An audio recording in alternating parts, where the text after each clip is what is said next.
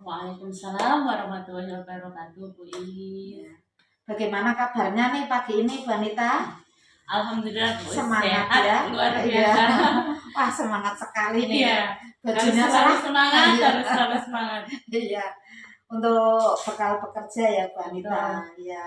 Afirmasi pagi kan harus selalu bersemangat Iya. untuk menjalani hari. Jadi nanti sampai malam pun tetap bersemangat terus. Iya, alhamdulillah Bu Iya. Anita ya.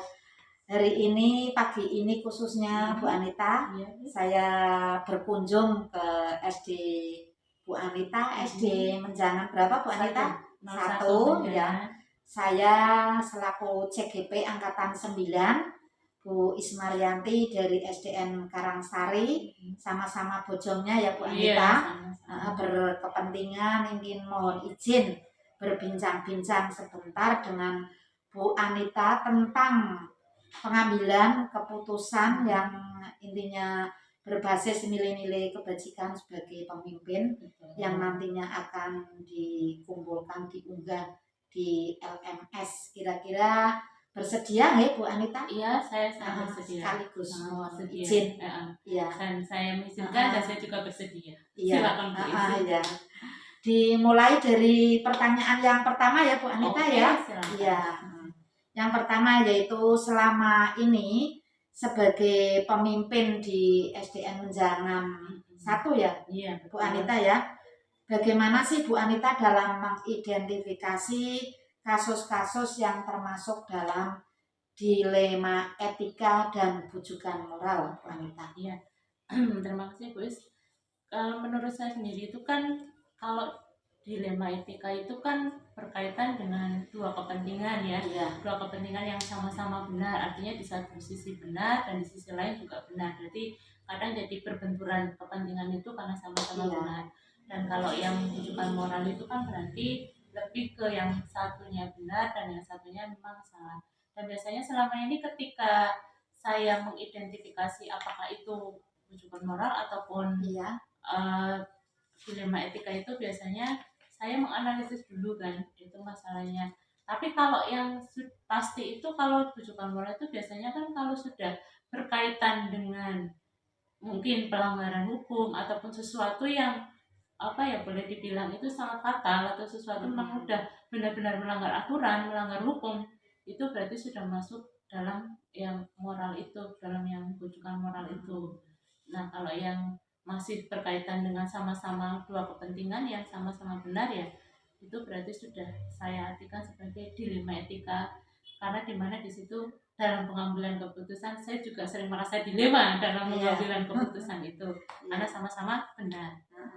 Jadi di SD Bu Anita aman-aman saja ya Bu Anita ya, belum pernah ke yang namanya bujukan moral sampai ke ranah hukum seperti itu. Kalau yang alhamdulillah Bu Is, kalau yang bujukan moral itu yang sampai ke ranah hukum itu kita alhamdulillah belum pernah ada. Belum ada dan semoga juga nggak sampai ya, jangan sampai terjadi seperti itu.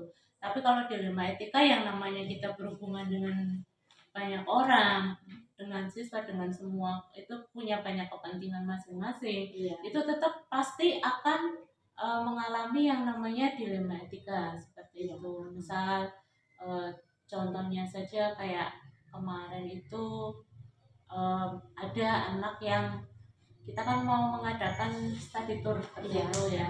Dan semua kan harus istilahnya kayak mengumpulkan uang untuk membayar study tour itu. Tapi ada satu sisi anak yang dia karena memang nggak mampu, dia nggak bisa membayar, secara ekonomi dia nggak mampu, dia nggak bisa membayar. Terus kemudian orang tuanya langsung ke sekolah dan mengatakan, ibu mohon maaf karena saya tidak mampu, tapi saya ingin anak saya biar ikut study tour untuk program sekolah ini juga untuk menambah pengalaman dan wawasan anak saya. Tolong Bu, walaupun saya nanti belum bisa membayar, tolong anak saya diikutkan. Saya janji saya akan mencicil untuk pembayarannya ke depan. Nah, itu kan kadang jadi dilema juga ya Bu ya. Karena kan di satu sisi saya harus adil dengan yang lain-lain sudah bayar ya Bu Anita ya. Tapi di sisi lain kita juga kasihan kan, rasa kemanusiaan terhadap anak tersebut. Untuk masa sih anak itu mau ikut kok kita larang. padahal kan itu untuk kebaikan mereka juga. Nah itu kan sama-sama ingin merasakan apa ya, study tour ya, itu kan juga pembelajaran tapi di luar kelas ya Bu Anita ya. Iya. Kan contoh-contoh yang contoh lah ya, contoh kasus dilema etika di tempat Bu Anita. Iya, dan sebenarnya mungkin banyak ya Bu ya, cuman kan kita kadang istilahnya kan diselesaikan sendiri gitu kan, jadi belum nggak sampai yang kita akhirnya nggak sampai yang dibawa keluar kan kayak gitu. Kalau yang masalah sehari-hari seperti kayak anak-anak melanggar aturan ataupun apa kan, kita ada penanganannya sendiri tertentu untuk anak-anak yang melanggar aturan sekolah, misal datang terlambat ataupun membuat keributan, itu kan ada aturannya sendiri ya, kita biasanya langsung diselesaikan wanita ya. Kita selalu memberikan motivasi intrinsik untuk anak selalu berbuat yang baik atau melakukan disiplin positif. Jadi Bu Anita tetap melakukan dengan apa ya, dengan mempertimbangkan nilai-nilai yang lebih keberpihakan pada murid ya Bu Anita tadi ya, seperti mengizinkan untuk tetap study tour, walaupun di sisi lain itu ada ya rasa ketidakadilan bagi anak yang ya sudah cash membayar. Jadi Bu Anita sebagai pendidik tetap apa ya, mengambil keputusan dengan baik ya Bu Anita ya, asal konsekuensinya ya ada di situ rasa tanggung jawab bersama ya Bu Anita ya. Yang namanya pengambilan keputusan ya tidak sempurna ya Bu Anita, pasti ada protes dari murid yang sudah membayar ya Bu Anita, tapi itu harus dilakukan ya Bu Anita ya. Kadang kan muridnya nggak protes tapi orang tuanya yang protes. Orang tuanya ya Bu Anita ya. Tapi kita harus tetap mengambil keputusan. Artinya ambil keputusan yang benar-benar sedikit resiko dan punya dampak positif yang lebih banyak daripada dampak negatifnya, dan utamanya juga untuk kepentingan anak gitu. Bagus Bu Anita, saya ikut apa ya, terinspirasi dari jawaban pertanyaan yang pertama ini Bu Anita. Dilanjutkan pertanyaan yang kedua ya Bu Anita. Selama ini bagaimana Bu Anita menjalankan pengambilan keputusan di sekolah ini, terutama untuk kasus-kasus di mana ada dua kepentingan yang sama-sama benar dan kemudian ada sama-sama yang mengandung nilai kebajikan seperti itu, seperti tadi bagaimana manajemennya yang sama-sama benar gitu ya. Dimana kita itu kadang mau seperti apa, mau bela ini salah, mau ini salah, karena sama-sama semuanya benar gitu.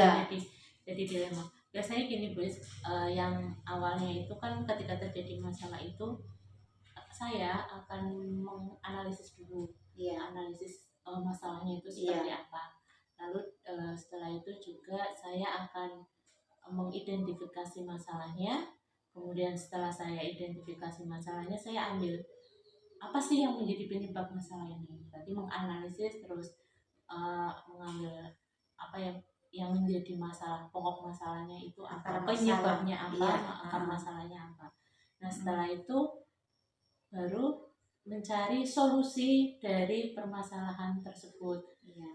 Dan kita juga dalam mengambil solusi itu, apalagi ini berkaitan dengan kepentingan orang banyak, itu biasanya kan tetap saya rapatkan dengan guru terlebih komunikasi dahulu, ya komunikasikan terus kira-kira apa sih yang menjadi keluhan-keluhan dari masalah ini dari guru-guru. Mungkin kalau memang ada yang masalah ini menyangkut dengan guru gitu ya, mesti kan guru perlu kesal. Lalu setelah itu saya minta untuk guru-guru juga jangan langsung mengambil masalah dengan emosi gitu, tapi dengan kepala dingin kita musyawarahkan dulu Bapak Ibu, lalu nanti kita mencari solusinya yang terbaik bagi si pelaku dan juga bagi kita, biar masalah itu istilahnya tidak berlarut-larut, bisa cepat selesai dan juga tidak merugikan. Kalau bisa jangan sampai merugikan salah satu pihak seperti itu. Jadi Bu Anita lebih mementingkan dalam pengambilan keputusan itu, lebih mementingkan di situ komunikasi ya Bu Anita ya.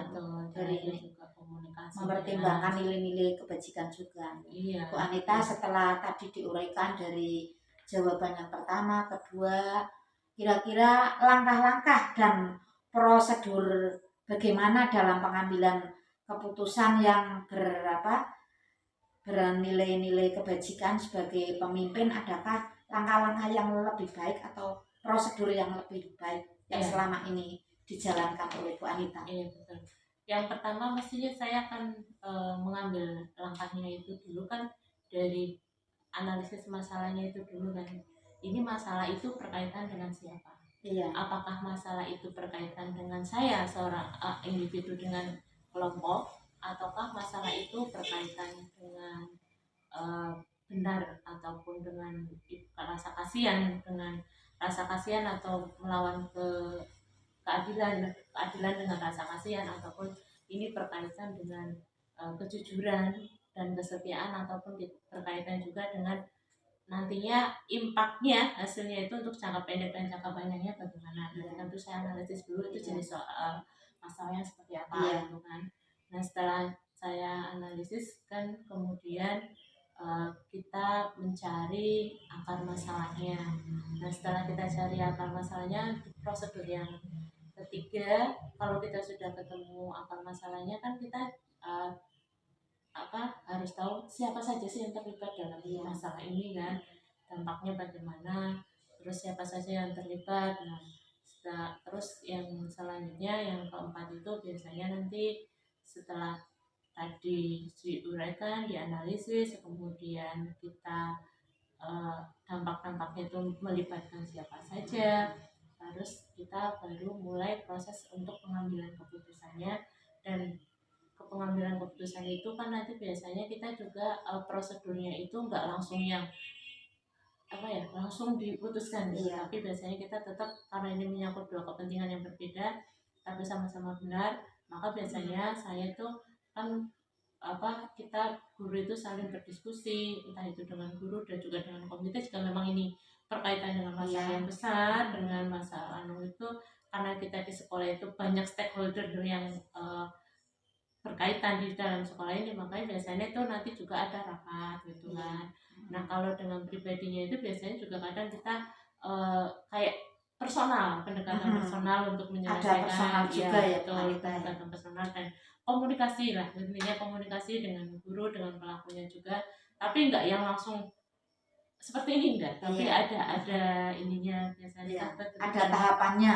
Betul. Dan saya juga kan harus memikirkan ketika menyelesaikan masalah ini, saya itu menyelesaikannya ini dengan prinsip seperti apa? Apakah itu karena rasa kasihan saya, atau peduli saya, ataukah prinsipnya itu karena untuk kebaikan kedepannya, ataupun prinsip untuk kebaikan bersama, seperti itu. Dikaji lagi ya, ada pengajiannya, ada pengambilan keputusannya pun harus diputuskan secara bersama, nggak langsung selesaikan sekarang kayak gitu. Luar biasa nih Bu Anita langkah-langkahnya dan prosedurnya, tentunya sudah berpengalaman nih Bu Anita. Ya juga Bu ya, sama-sama belajar. Sama-sama belajar. Pengalaman itu kan yang terbaik. Jadi seperti itu. Nah dari uraian jawaban yang ketiga tadi, langkah-langkahnya memang terinci ya Bu Anita ya, yang Bu Anita uraikan tadi. Mudah-mudahan di lapangan nanti berjalan lancar ya Bu Anita. Jika ya kita sih tidak mengharapkan ada masalah ke depannya, tapi kan juga kita tidak bisa membendung kalau ada masalah ya Bu Anita ya. Mudah-mudahan langkah-langkah dan prosedur tadi bisa diterapkan lagi ya Bu Anita ya. Dari jawaban tadi Bu Anita, adakah hal-hal yang efektif dalam pengambilan keputusan yang selama ini Bu Anita laksanakan? Iya, betul. Terima kasih Bu. Kalau menurut saya itu yang sangat efektif itu komunikasi Bu. Komunikasi yang baik ya. Yang baik itu kita bisa berbicara dari hati ke hati dengan banyak pertimbangan, tidak hanya mengedepankan egonya, tidak hanya mengedepankan emosinya saja, tapi kita mempertimbangkan dari segala macam sisi. Nah itu tuh komunikasi itu yang utama, yang paling efektif. Lalu yang kedua juga pengambilan keputusan yang dilakukan secara musyawarah, secara bersama-sama, itu tuh bagi saya itu sangat efektif karena di situ ternyata dari musyawarah itu kita dapat mengambil keputusan yang benar-benar matang, yang benar-benar baik, yang bisa dipertimbangkan, yang punya dampak positif lebih banyak daripada dampak negatifnya, dan hasilnya bisa disetujui oleh bersama. Jadi ketika menjalankan keputusan itu nggak ada yang merasa kayak apa ya, marah ataupun kurang cocok, kesampingkan ya Bu Anita, dirugikan gitu. seperti itu.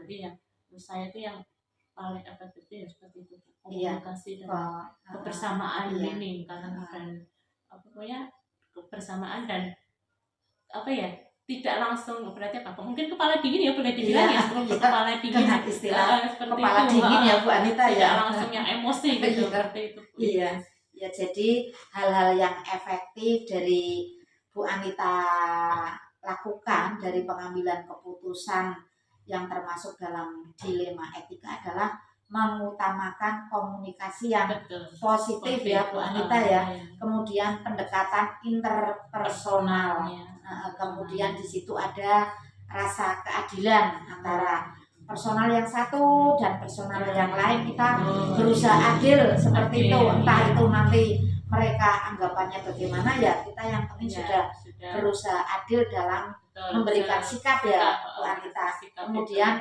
dalam berkomunikasi seperti itu ya, luar biasa Bu Anita. Kemudian yang berikutnya, jadi tadi ada hal-hal yang efektif, ini apakah ada hal-hal yang menjadi tantangan Bu Anita dalam pengambilan keputusan yang bersifat dilema etika? Itu pasti Bu, pasti tantangan ya? Itu pasti ada ya Bu Anita ya? Betul, tantangan itu pasti ada, apalagi kan ini berkaitan dengan kepentingan banyak orang gitu kan. Iya. Yang utamanya itu kadang tantangan kita itu adalah ketika kita beda pendapat. Ketika menyelesaikan masalah beda pendapat, terus kadang merasa sama-sama benar ketika menurut saya ini solusi saya seperti ini yang benar, yang terbaik, yang satunya lagi juga menurut saya solusi saya ini seperti ini yang paling benar. Nah itu tuh kadang tantangannya itu menyatukan menyatukan pemikiran, justru menyatukan ya Bu Anita, kita anggap sebagai pemersatu karena kan kadang setiap orang punya pemikiran sendiri-sendiri, kita hargai tetap ya Bu Anita dan kita menghargai. Nah saya itu kadang kan kerepotannya menyatukan ini biar visi atau menyatukan pemikiran orang itu biar keduanya itu tidak menjadi emosi, bisa menerima yang nantinya akan kita baik itu. Biasanya nanti kalau ada kayak gitu kan kita mengkaji ulang kembali kira-kira mana yang lebih baik itu kan. Dan yang kedua itu kadang tantangannya itu berkaitan dengan mungkin kayak mohon maaf kayak wali murid kayak gitu ya, wali murid yang kadang mereka ngotot dengan pemikiran mereka sendiri, tidak mempertimbangkan benar salahnya. Kemudian karena wawasannya yang kurang ya Bu Anita ya. Itu juga wawasannya kurang. Jadi kan itu kalau sudah ketika menghadapi masalah terus beliaunya ngotot kayak gitu kan kita harus yang extra sabar. Kita yang mempositifkan diri sendiri dulu. Kita harus supaya tidak terpancing ya Bu Anita ya. Nggak terpancing. Kadang kan mohon maaf ketika misalnya ada dua anak yang berkelahi, kadang kan kalau kita kan panggil anaknya dulu, kita selesaikan secara baik-baik dengan anak-anaknya, kita restitusi anak-anaknya. Tapi kadang sampai rumah mereka bilang dengan orang tua, kan kadang orang tua yang emosi. Perang di rumah ya Bu Anita, di sekolah ya tapi di rumah. Kadang orang tuanya sampai datang, ibu saya nggak mau, pokoknya itu harus ini, itu harus begini. Pokoknya anakku harus begini. Seperti itu. Dia yang salah, bukan anakku. Bukan anak saya yang salah, dia yang salah. Saya nggak mau, ibu juga harus menghukum dia, harus seperti ini, seperti itu. Malah kita yang diatur ya wanita. Didikte. Dibantu menyelesaikan, malah kita didikte wanita ya. Itu tantangannya. Tantangan juga bagi kita. Bagaimana caranya memberikan pemahaman kepada setiap orang bahwa kita itu ketika menyelesaikan masalah itu tidak hanya berdasarkan versi kita saja. Artinya bijak dalam menghadapi masalah itu kita lihat dari segala sisi, tidak hanya dari satu sisi. Nah itu kan agak susah. Pemahaman untuk membuat orang seperti itu kan agak susah.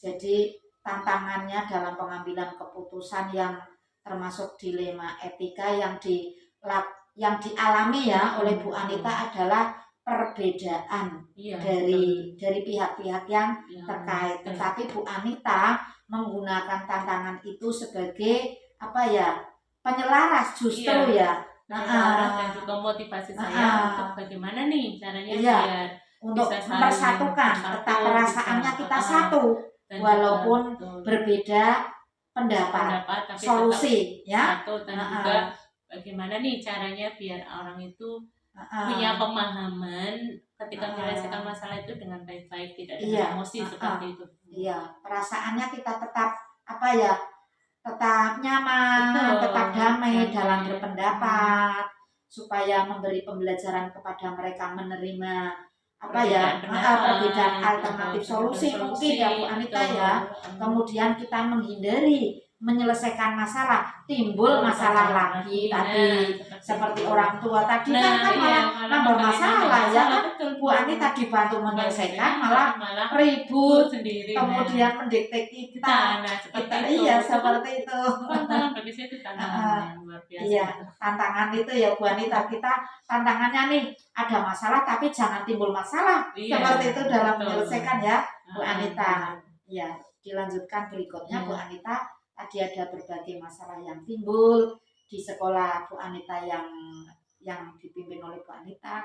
Kira-kira adakah sebuah tata kelola atau jadwal tertentu dalam sebuah penyelesaian kasus dilema etika? Apakah Bu Anita itu langsung menyelesaikan di tempat atau memiliki sebuah jadwal dalam menyelesaikan, bentuk atau prosedur seperti apa yang dijalankan Bu Anita? Seperti itu. Biasanya kita lihat dulu duduk permasalahannya ya Bu ya, jenis pokok masalahnya ya, pokok masalahnya dan jenis masalahnya seperti itu kan. Kalau memang masalahnya itu mohon maaf ringan atau gampang diselesaikan itu ya kita langsung selesaikan. Ngapain sih kita nunda-nunda masalah gitu kan, malah nanti jadinya kan kalau kita tunda-tunda itu kadang kan jadi nggak selesai-selesai malah jadi besar gitu kan. Tapi kalau masalahnya ini sudah lumayan besar dan menyangkut lebih banyak kepentingan orang, biasanya tetap saya ada jadwalnya Bu. Ada jadwal, prosedurnya dan ada jadwalnya. Saya lihat dulu masalahnya, lalu untuk langkah penyelesaian itu biasanya saya ada jadwalnya juga. Jadwalnya saya kan hari ini menemui siapa dulu, hari ini kita diskusi dengan gurunya kapan, lalu menemui si pelaku misal seperti itu kan ada step-stepnya, ada tahapan-tahapannya dan ada jadwal itu sendiri. Jadi apa istilahnya, biar masalah itu bisa selesai tapi kita dengan cara yang baik gitu, dalam artian itu enggak yang dengan emosi yang langsung seperti ini tapi ada stepnya, ada jadwalnya, sehingga kita itu ketika menyelesaikan masalah itu bisa benar-benar masalah itu terselesaikan. Iya. Jadi Bu Anita tetap memiliki tata kelola ya Bu Anita ya, dan jadwal. Itu berarti Bu Anita melihat dari jenis masalahnya, kemudian kedalaman masalah, kemudian melihat dari pelaku keterlibatan dari subjek-subjek yang terlibat ya Bu Anita ya. Tetap berarti ada tata kelola, ada jadwal, kemudian tempat juga mempengaruhi ya mungkin Bu Anita ya. Jika di sekolah ya cukup di sekolah mungkin, tapi kalau melebar kita harus berkunjung ke orang tua ya bisa juga ya Bu Anita ya. Kondisional berarti Bu Anita ya, jadi bisa kondisional dalam menyelesaikan masalah ya Bu Anita. Kemudian pertanyaan berikutnya Bu Anita ya, dilanjutkan ya, adakah seseorang Bu Anita atau faktor-faktor yang selama ini mempermudah atau membantu Bu Anita dalam pengambilan keputusan dalam kasus-kasus dilema etika? Iya, terima kasih Bu. Kalau sosok yang membantu, sangat membantu itu pasti kita rekan-rekan guru, itu kan sosok yang sangat-sangat membantu ketika mereka bisa memberikan solusi juga, membantu saya Iya. menyelesaikan masalah, membantu saya memberikan Iya. solusi-solusi, membantu saya memberikan pertimbangan-pertimbangan dalam menyelesaikan masalah. Terus juga kadang seperti kayak komite, terus juga masyarakat, wali murid itu juga kadang kan ketika ada masalah mereka cukup membantu saya dengan itu, kalau menurut kami seperti ini seperti ini, jadi apa ya, memberi masukan. Dan masukan itu kan juga sangat membantu buat saya kan, jadi saya punya pandangan juga, oh ya seperti ini kayak gitu kan. Faktor-faktornya yang utama itu yang sangat membantu itu kan kondisi dari kita, Bu, dalam artian kondisi kita yang damai, yang nyaman, saling menerima, itu tuh faktor yang sangat luar biasa.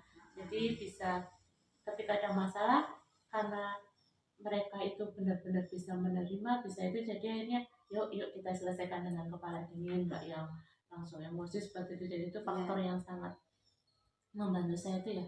Yang jelas kondisi yang nyaman, guru-guru juga yang tidak langsung emosional ya, jadi bisa dengan kepala dingin. Berarti apa ya, boleh dibilang kondisi yang apa ya, Bu ya, nyaman secara mental dan kondisi dia ya, punya kondisi dan mental, mungkin dia punya pemikiran, mental, emosional yang cukup ya Bu Anita ya. Kenyamanan dalam kondisi mental dan pemikiran ya. Jadi kan kalau nyaman gitu kan akhirnya menyelesaikan masalah itu juga kan enak kayak gitu. Itu faktor yang utama yang paling ini.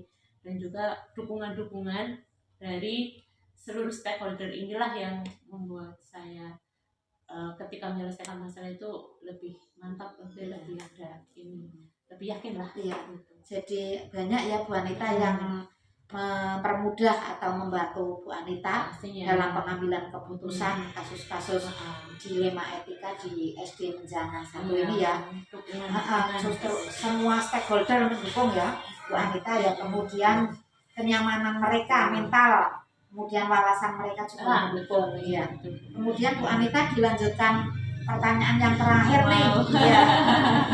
Dari semua hal yang disampaikan Bu Anita tadi ya Bu Anita ya, pengalaman Bu Anita tadi yang memang luar biasa dijabarkan satu persatu, pembelajaran apa yang dapat Bu Anita petik nih dari pengalaman Bu Anita dalam mengambil keputusan yang intinya masuk dalam dilema etika ya Bu Anita. Kalau pembelajaran itu sangat banyak sekali Bu ya bagi saya, apalagi kan saya kalau flashback yang yang kemarin-kemarin, yang dulu-dulu itu ketika ada masalah itu benar-benar sesuatu yang pembelajaran banget bagi saya. Itu yang utama ya. Pertama kita belajar mengelola emosi. Pertama itu yang utama kan, agar tidak mudah terpancing emosinya. Manajemen diri ya Bu Anita. Betul. Berarti mengelola emosi, terus bisa memanajemen diri, terus juga di situ saya pembelajaran itu ternyata kebersamaan itu yang utama, kan? Komunikasi juga yang utama. Itu berarti apa yang menjadi pembelajaran yang berharga bagi saya itu seperti itu. Dan berpikir secara bijaksana itu ternyata benar-benar membawa dampak yang luar biasa bagi kita. Karena kan di situ kita bisa berempati juga dengan orang lain. Ketika mengambil keputusan itu tidak hanya berdasarkan versi kita saja, tapi kita juga bisa bijak dengan versi orang lain, juga bisa akhirnya ada empati juga. Jadi akhirnya ya itu pengalaman-pengalaman menghadapi masalah itu tuh menjadi guru buat saya. Justru menjadi guru ya Bu Anita ya. Iya, menjadi guru buat saya. Dan kedepannya itu jadi saya ketika menghadapi masalah, mungkin menghadapi masalah yang sama ya Bu ya, itu bisa oh ya seperti pembelajarannya seperti yang kemarin. Tapi mungkin kemarin biasanya kan kalau saya ketika pada masalah saya refleksikan apakah keputusan yang sudah saya ambil itu sudah benar atau belum, seperti itu kan biasanya. Nah kalau sudah saya refleksikan, oh ternyata saya kurang seperti ini. Maka ketika ada terjadi permasalahan yang sama, saya masih ingat yang kemarin saya seperti ini. Oh berarti kekurangan ini harus saya tutupi di sini. Atau langkahnya masih kurang yang itu seperti itu. Iya Bu. Jadi pengambilan keputusan itu menjadi guru kita untuk mengambil keputusan masalah yang ke depan ya Bu Anita jadi ya. pembelajaran Jadi juga, untuk latihan gitu. ya Bu Anita ya. Jadi ya itu guru juga, pembelajaran juga buat kita untuk kedepannya itu, karena kita itu kan ke depan pasti tetap banyak masalah-masalah gitu kan, kita tidak berharap tidak ada masalah ya Bu Anita ya. Ya namanya kehidupan kan tetap kita tetap kehidupan itu kan tetap ada yang namanya masalah, dengan bagaimana cara kita mengelola masalah itu. Berarti yang penting kita siap ilmunya ya Bu Anita ya, ilmunya dari pembelajaran itu jadi ilmu buat kita untuk menyelesaikan masalah-masalah. Akhirnya bertambah ilmunya untuk menyelesaikan masalah. Jadi dari apa ya yang dilakukan Bu Anita ya, semua hal yang disampaikan, pembelajaran yang dapat dipetik adalah ilmu ya Bu Anita ya. Kemudian pengalaman, tentunya pengalaman adalah guru yang terbaik, dan mereka yang pihak-pihak yang terkait, entah itu beda alternatifnya, entah itu ada perbedaan, entah itu menyelesaikan masalah, timbul masalah, tetap mereka adalah guru kita ya Bu Anita. Kita tetap menerima seperti itu. Kira-kira sudah banyak nih belajar dengan Bu Anita, pertanyaannya banyak, jawabannya banyak, pertanyaannya luar biasa ya. Hari ini luar biasa Bu Anita, suasananya kita sama-sama semangat ya Bu Anita ya, tetap ya dalam menjalankan tugas ya Bu Anita ya. Alhamdulillah suasananya juga cerah nih, tidak hujan Bu Anita ya. Alhamdulillah, walaupun di daerah lain nih ada yang banjir nih Bu Anita ya. Beritanya longsor juga, tapi kita tetap bersyukur Bu Anita ya. Alhamdulillah diberi kenikmatan yang luar biasa. Sehat, nikmat kondisi yang apalagi aman, bisa gitu, mengerjakan tugas nih Bu Anita ya. Ya, terima kasih Bu Anita, saya mengucapkan terima kasih dan mohon maaf sudah mengganggu Bu Anita waktu ya. Ya. Semoga bermanfaat. Amin. Bu Anita, nanti kita bisa ketemu dalam suasana dan tugas yang lain. Kami cukupkan sekian Bu Anita. Terima kasih. Wassalamualaikum warahmatullahi wabarakatuh. Waalaikumsalam. Mohon izin ya Bu Anita ya, sekalian mohon izin pulang. Iya. Semoga saya juga minta maaf ya Bu, kalau tadi saya menyampaikan mungkin banyak yang salah-salah kata atau seperti apa, saya juga minta maaf besar-besarnya. Iya, sama-sama Bu.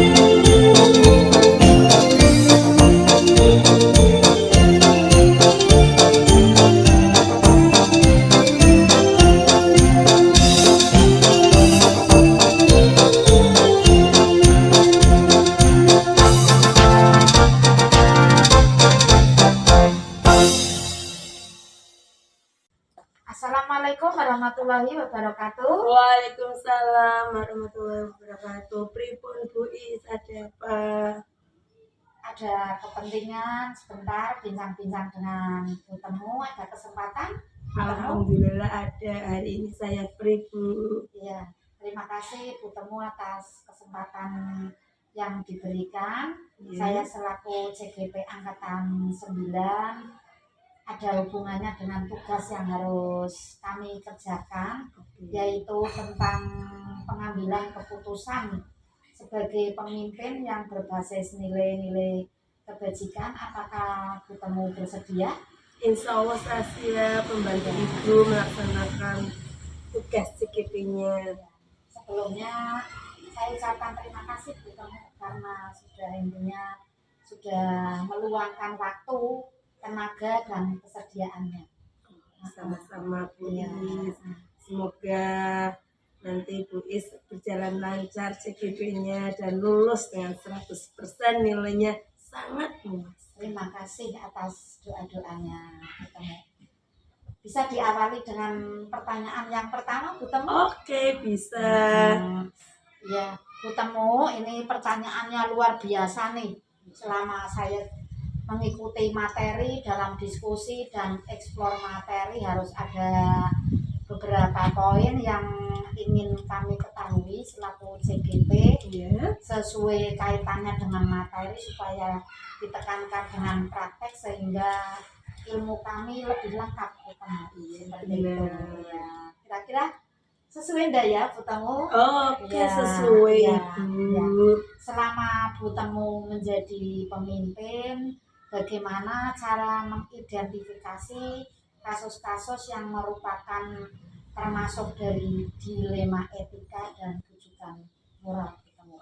Untuk kasus-kasus yang mengidentifikasinya dengan apa seperti itu Ya, ya Bu? yang terkait di sekolah Bu Temu. Kalau saya itu melihat dari kasusnya itu, masalahnya itu termasuk benar atau benar. Kalau benar dan benar, berarti masalah itu pengambilan keputusannya dengan dilema etika.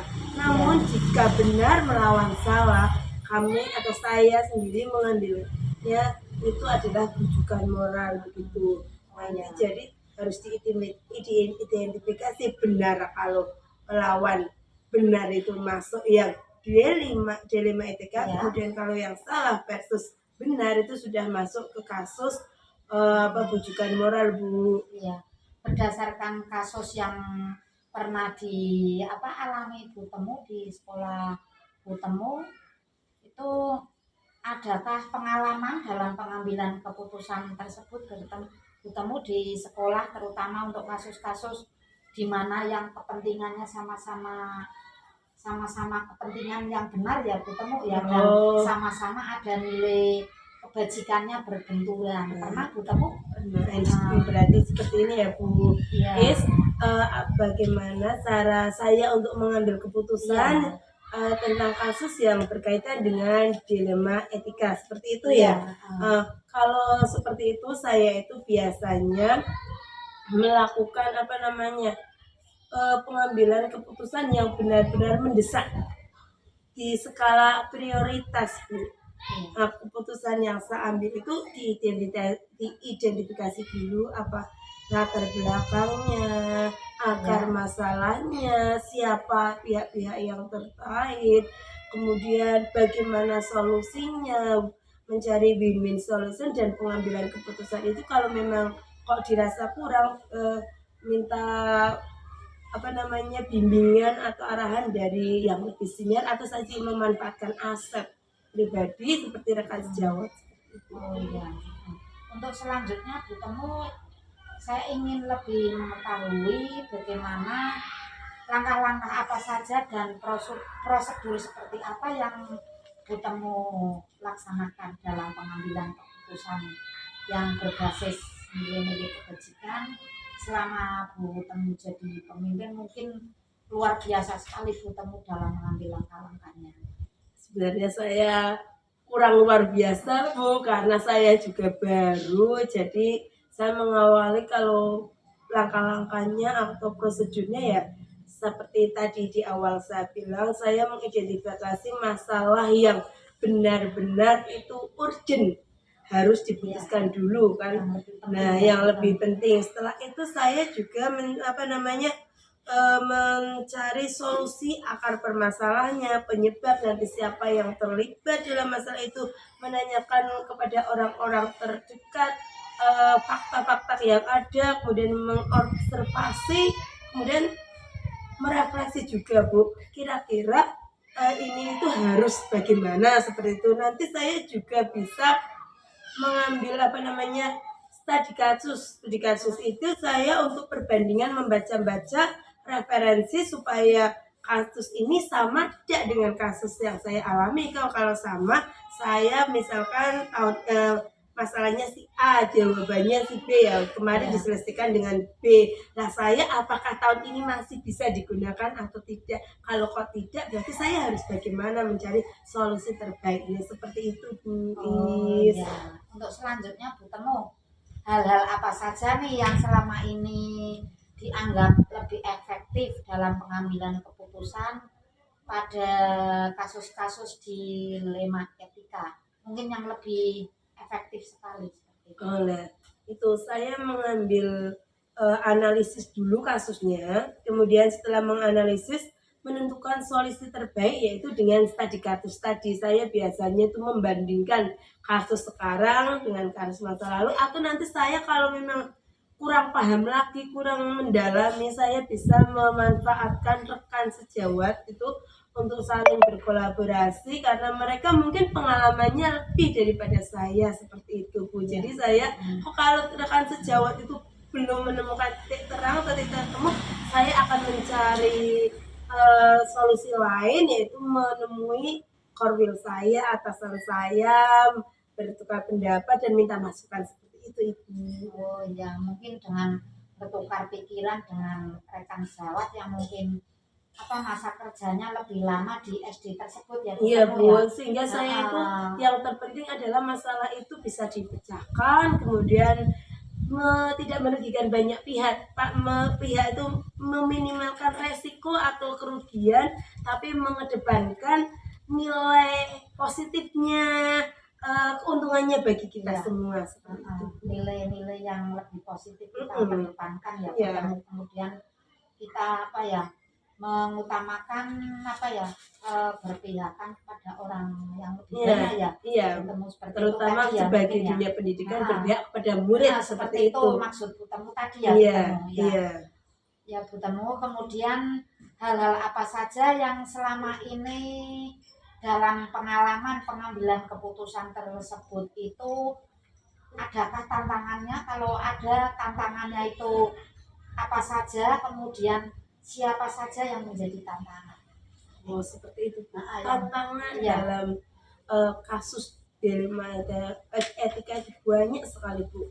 Itu misalkan ya ada masalah kasus yang tiba-tiba harus segera diselesaikan, padahal saya itu belum menemukan solusi. Saya cari referensi kasus-kasus terdahulu, ternyata tidak sama. Kasusnya sudah beda karena ini sudah modern. Kasus yang saya baca-baca dulu, nah itu saya itu harus lebih berpikir positif, memanfaatkan aset yang saya miliki, yaitu yang ada di lingkungan sekolah, tentunya gurunya, kemudian tenaga kependidikan, walaupun mungkin mereka secara jabatan di bawah saya, mungkin secara pengalaman lebih mereka daripada saya, seperti itu. Mungkin ada beberapa pengalaman mereka ya. Jadi tantangan paling sulit itu seandainya kasus harus segera diselesaikan, sedangkan saya itu tidak menemukan atau belum pernah menemui kasus yang sama yang hampir mirip, seperti itu.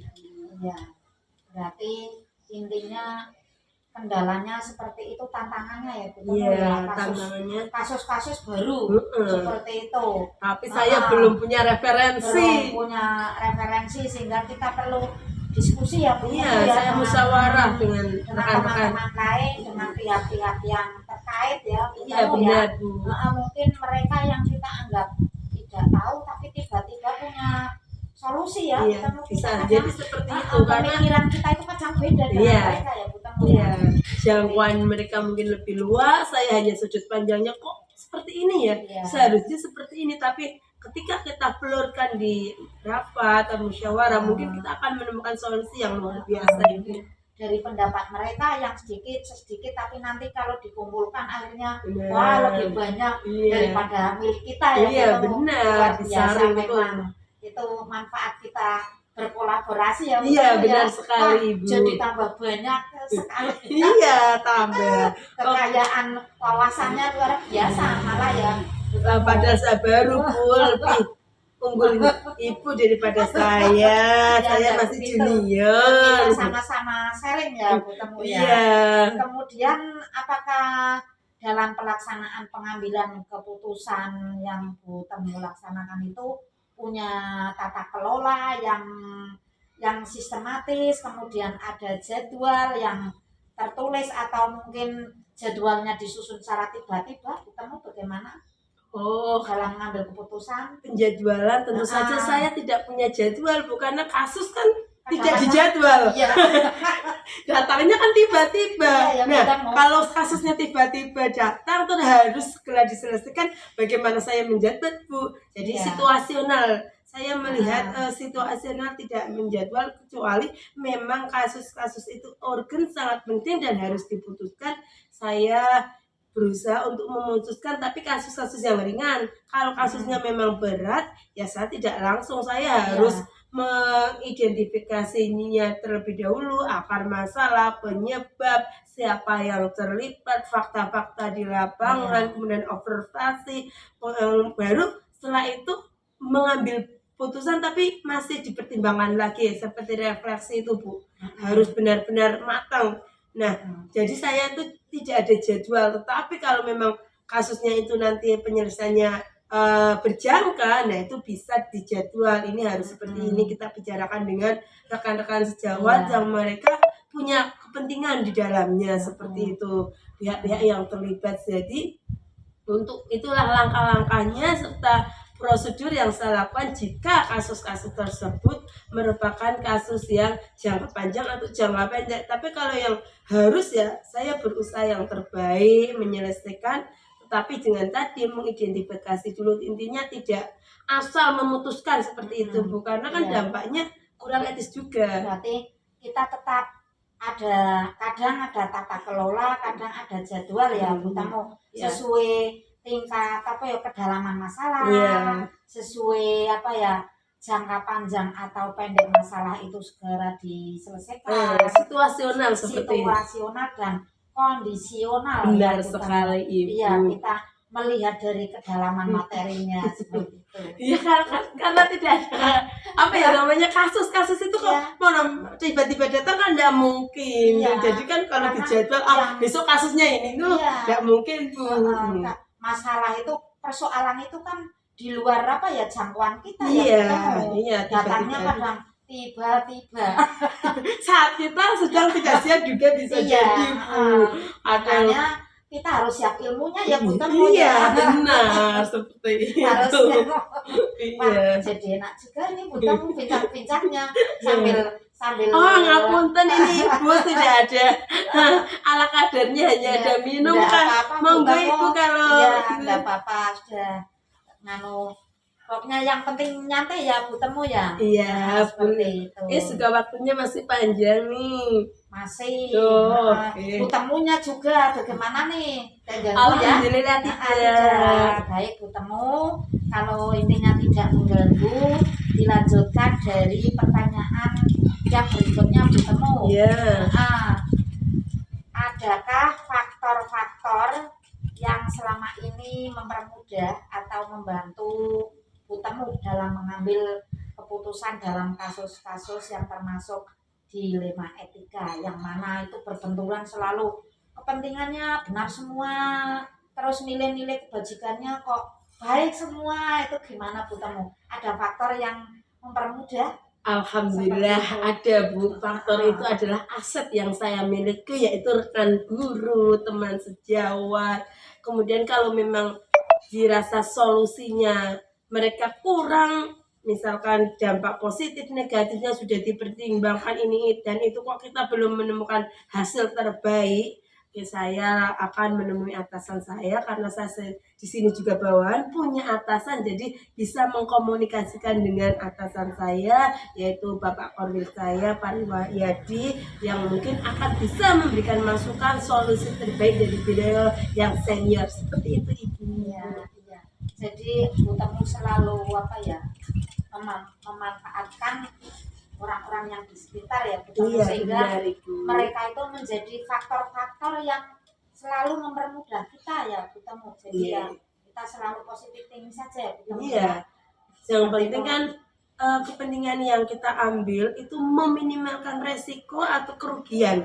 Itu Iya. seperti itu, dampaknya itu yang negatif itu dikecilkan, walaupun setiap keputusan yang kita ambil pasti ada positif, ada negatifnya.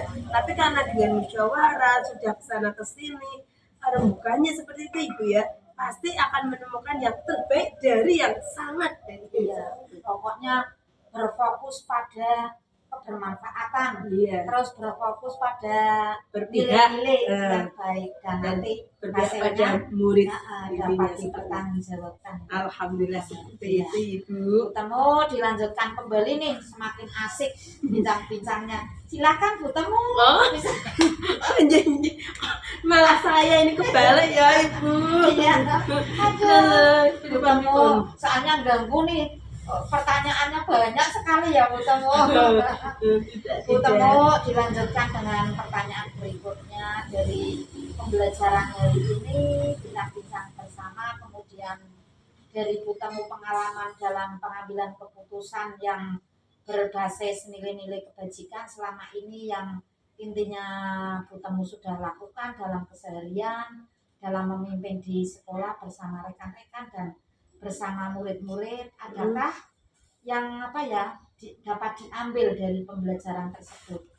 Pembelajarannya ya berdasarkan bincang-bincang dengan Bu Is pada siang hari ini, menambah pengalaman saya, menambah ilmu saya, merefleksi kasus-kasus kemarin yang saya ambil berdasarkan kasus Delima ETK tersebut, sehingga saya bisa mencari solusi terbaik untuk kasusnya. Kemudian saya merefleksi, berarti ini Bu, apa namanya, jika mengambil keputusan itu tidak kilat, tapi tidak harus cepat, tetapi penuh pertimbangan dan meminimalkan resiko, lebih mengutamakan keberpihakan terhadap murid. Kemudian tidak tergesa-gesa ya intinya. Kemudian untuk pengambilan keputusan juga perlu kolaborasi atau komunikasi dengan rekan sejawat, yaitu kita memanfaatkan aset yang ada terlebih dahulu. Kemudian untuk yang ketiga, kita juga harus perbanyak ilmu dengan membaca, literasi membaca studi kasus ini.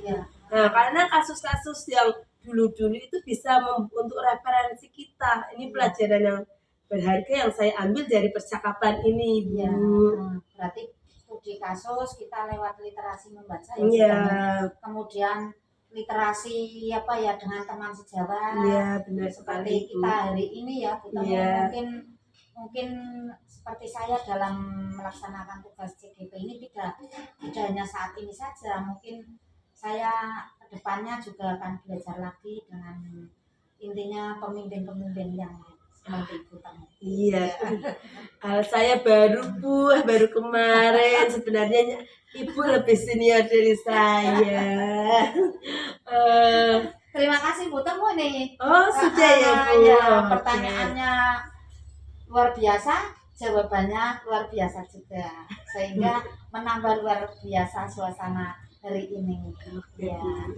Kemudian saya mengucapkan terima kasih Bu Temu atas waktunya, kesempatan dari Bu Temu. Semoga pembelajaran hari ini banyak yang kita petik.